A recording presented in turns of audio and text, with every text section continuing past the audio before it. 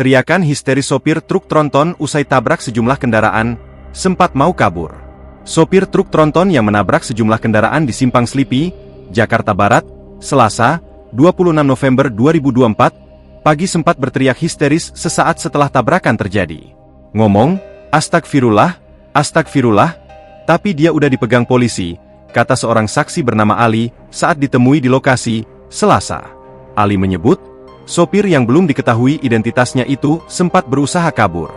Namun, upaya pelarian tersebut gagal lantaran petugas kepolisian yang berjaga di lokasi langsung mengamankan pelaku. "Kabur dulu, sopir, lalu dipegang," ujar Ali. Usai diamankan polisi, sopir sempat diminta memundurkan kendaraannya karena salah seorang korban terjebak di bawah ban truk. "Terus ditarik ke sini, suruh mundurin truk, karena orang kegencet," kata dia. Untuk diketahui, sebuah truk besar menabrak sejumlah kendaraan di Jalan Ledjen S. Parman, tepatnya di persimpangan lampu lalu lintas Slipi yang mengarah ke Grogol, Jakarta Barat, Selasa, 26 November 2024, pagi. Kasubdit Gakum Ditlantas Polda Metro Jaya AKBP Ojo Ruslani menyebut, kecelakaan itu melibatkan 7 kendaraan.